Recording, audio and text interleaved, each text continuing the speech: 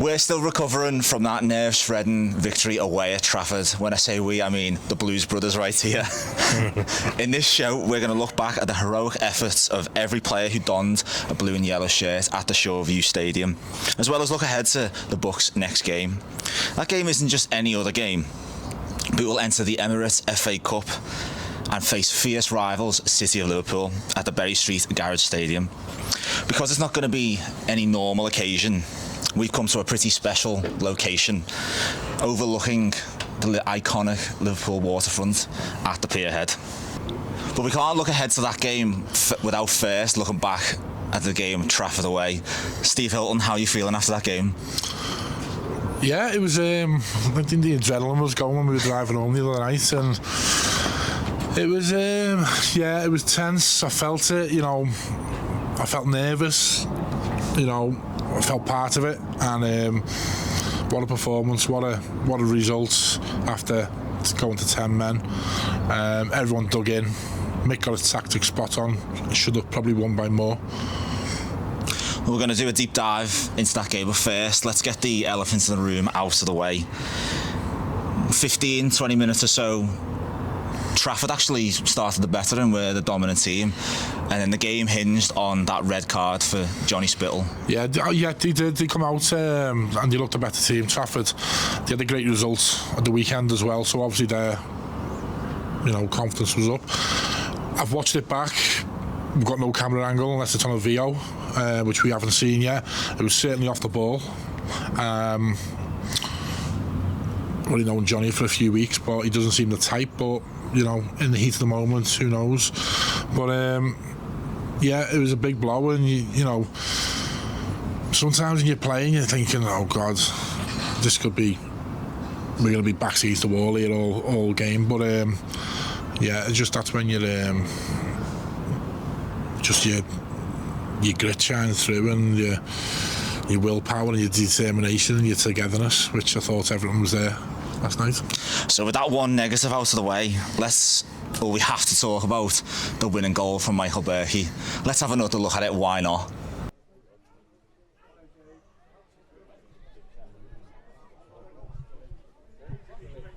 Bery's gone for it. What an effort from Michael Bery! What a strike!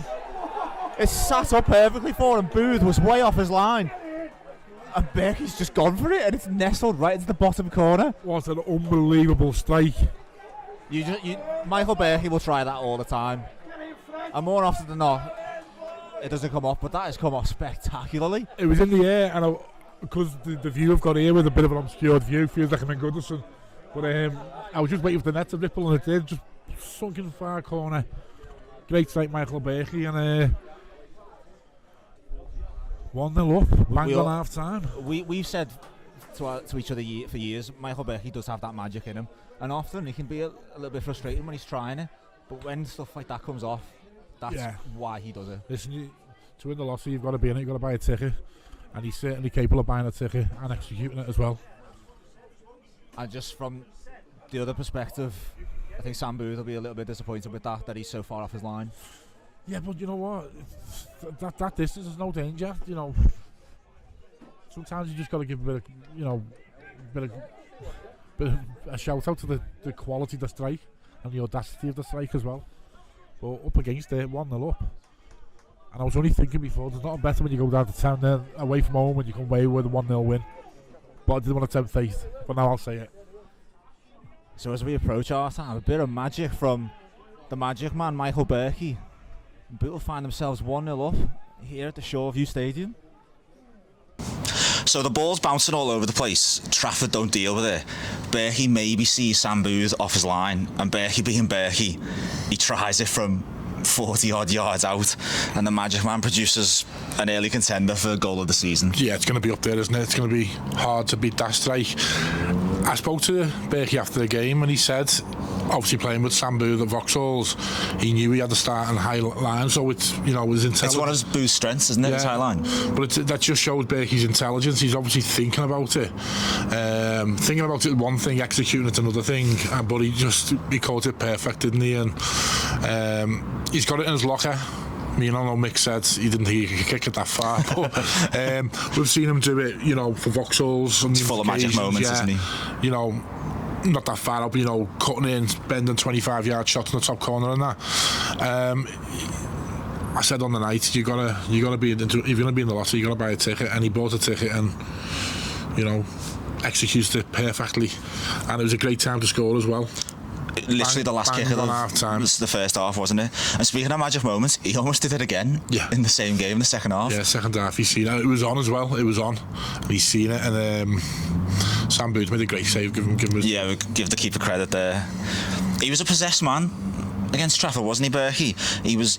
Mick said it himself. It's a different kind of performance where he was almost selfless, and he was on either side of the pitch doing the dirty work. I think because we usually obviously have to have Tom Peterson through the centres and 2 wide men, he took it to a 4-3-2. So the 2 up front, Tom and Michael Bery, had a bit more freedom, if you like, rather than being stuck on one wing. But both of them put shifts in, and I wasn't surprised to see them come off, even though Tom Peterson went and done a 10k after it. He was just that type of man, But no, both of them put shifts in. You could see how hard they'd worked.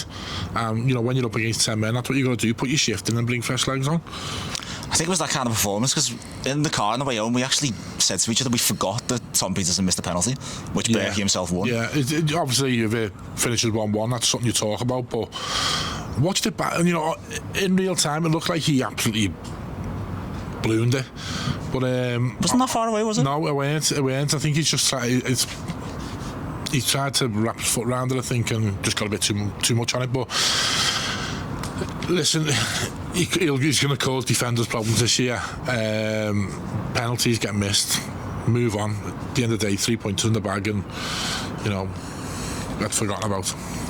So Michael Berkey rightfully won the Player of the Match award for his game-winning contribution, but 1-11, and even the substitutes who came on, they deserved their applause for their hard work. I just want to give a shout out to Aidan Roxburgh, who made his debut for the Bucks last night. Came on a lot earlier than he probably expected to. He replaced the unfortunate Kenzie O'Neill after Johnny Spittle's red card, but he completely nullified the threat of Trafford down the left-hand side, didn't he? Yeah, and they were that was their outlet down the left-hand side, the 11, wasn't it? But he's probably sat on the bench thinking he might get 10-15 minutes here, and then he gets brought on, debut away from home, difficult conditions with the rain, and up against it, and you know what? He's done brilliant. He's done absolutely fantastic.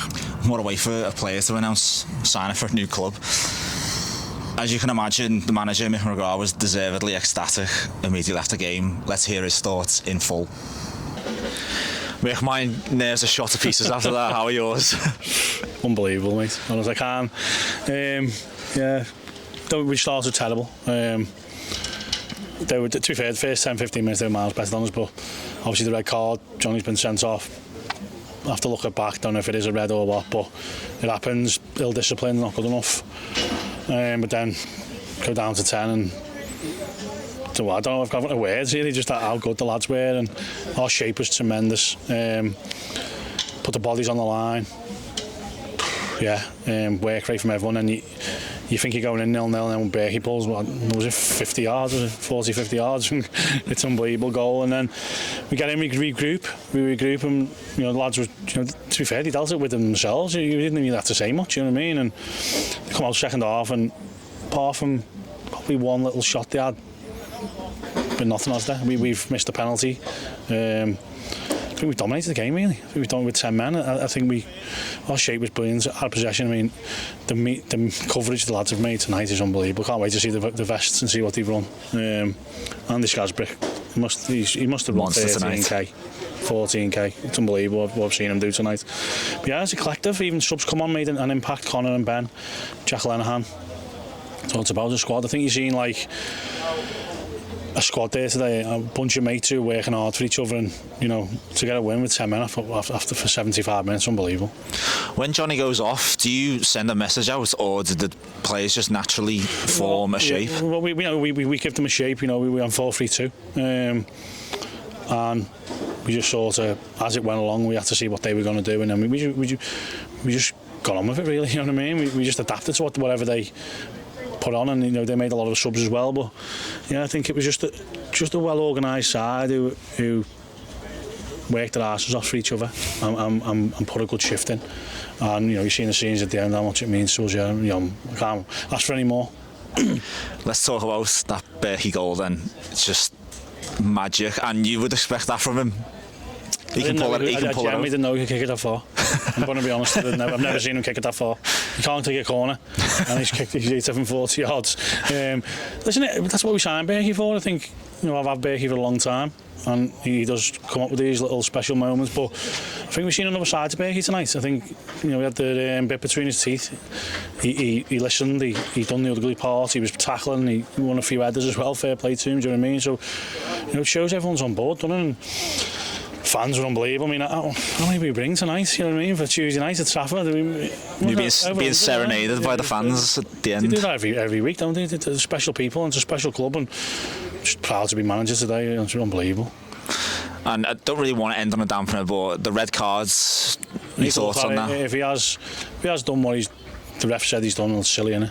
We'll have to deal with Johnny inside, and he'll have to learn from it, because we can't afford to go down to 10 men. If we play with a different team on a different night, it could end up different, couldn't it? Do you know what I mean? But we've got away with one tonight, down to 10 men. But from everyone, the shift's unbelievable. Got a good group here, and I think you've all seen that tonight. Well, you can focus on the heroism of your squad tonight, Mick. Well done. Thank you. So we can breathe now, relax. It's 2 out of 2 in the league for Bootle, but as the old saying goes, ain't no rest for the wicked, and attention will now turn to that mouth-watering FA Cup tie with City Liverpool this coming Saturday. Speaking of the manager, after a gruelling opening day in the baking hot sun, Mick named an unchanged 11 for the game at Trafford, and they were backs to the wall for a good solid hour, putting in a shift. So with that in mind, do you think changes are coming for Saturday? I don't know. Ben Hodgkinson's obviously is going to be in a potential starter. He missed out on the opening day for illness. I don't know where the suspension will lie in regards to Johnny Spittle. Obviously, it was a grueling test against Trafford, so we don't know what knocks are being picked up by any players. I don't think Mick's one of them to just go and change 5 or 6. I think he'll possibly a couple if he needs to, just maybe fresh legs here and there. But he'll know what his starting 11 is and how he wants to approach the game. And you see the chat online, and many of the Bootle fans that we've spoken to over the last few weeks and months, they're still smarting over those defeats to City Liverpool last season, particularly at the latter stages of last season at the ECBL Stadium in Widnes. It's personal, isn't it? It's really. It means a lot to people, doesn't it, this game? Yeah. I think obviously there was a bit of a ground share going on. I don't know what happened there. I'm not going to speculate, but there's people certainly passionate about it, and it's just the quirk of the fixtures, isn't it? That's going to happen 2 weekends on their own, with the trophy the weekend after. Yeah, it's going to listen. The segregated fans. It's a ticket-only game. I think that tells you everything that you need to know. And we're about as far away from Wembley and FA Cup glory under the arch, but there's a real chance for someone to make a name for themselves in these early rounds and to create memories that will last a lifetime. Something that you know full well. Do you know what? We're only 100 yards where Liverpool played at the FA Cup a couple of years ago, so you never know. It might be an omen for us. Do you know what? The FA Cup, love the competition, even if it's non-league. I've always said it. You can make a few quid along the line, along the road. You make some friends along the way, and if the fixtures are kind and you pull out a few performances, you can. I've been lucky enough to get through to the second round live on Sky against Macclesfield Town 20 odd years ago now. But yeah, you know what, if the draws are lucky, you've got 4 or 5 games, you can draw a Wrexham or Notts County or a big first division team, second division team, and it makes a few quid for the club, and that's what it's all about. I can't imagine too many friends will be made on Saturday. No. So just a couple of details about that game on Saturday. As Steve said, it'll be a fully segregated and all ticket affair. So if you haven't already got yourself a ticket, Why not? Get online. Check out the club's social media channels and follow all the relevant links to get yourself those tickets. Please be aware that per regulations, no alcohol cans or glass bottles will be allowed into the stadium, and security staff will be carrying out bag searches upon entry to the ground. And just to add to that as well, there is no cash on the gate as well, so don't just think you can turn up and just go, right, I'll pay him, because it won't happen. Get your tickets. To get go. on the website, get on our social media, get yourself. If you want to see the biggest derby in Liverpool. We can just see Anfield outside of our viewpoint here.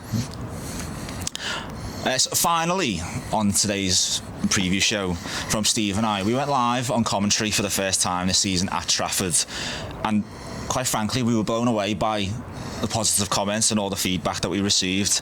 We had listeners all the way from Rock Ferry to Dallas, Texas, which you erroneously identified as Australia. I do that to anyone who goes from Lithuania. I say good day, it's just my little thing, but I did actually correct it and say howdy. Just as the red card happened, actually. It was bang on it, yeah. And the live chat was active all night with Bucks fans and the odd Trafford fan interacting and chatting throughout the game. We had their groundsman on, didn't we? Who was? He did the groundsman. He was ill, wasn't he? So he tuned in, and do some really good comments about the coverage, which obviously we were really pleased about, wasn't it, to get that feedback. But just great to see people just chatting amongst themselves in the chat and enjoying it, and hopefully to just another way for any fans who can't get to the away games, power permitting, as I said. It's all based on basically whether the club who we're playing at can have the facilities for us to set up. But we'll try and bring it as much as we can this season, and hopefully everyone enjoys it. And I hope we were able to convey the nerves and the tension that was in that ground. I did get carried away with the goal as well. I did get carried away. The microphone was a little bit loud, but that's what we love to see. So as Steve said, available facilities permitting, we will be going live throughout the course of the season. And as we said, we want you to get involved, so prior to every match you'll be able to find the links to our live commentary on our social media platforms. And like I said, we want you to be involved, so drop us a message in the chat and we can name check you or talk about a certain talking point live on air. And that's what we're going to do this season. Now, if you're unable to make a game on the weekend or midweek, whether it's home or away, we'll try and bring all the action to you. And it's if the game against Trafford is any indication, it's going to be an exciting season. Yeah, definitely. So all that's left to say is see you at the Bery Street Garage Stadium on Saturday, on Up the Bucks.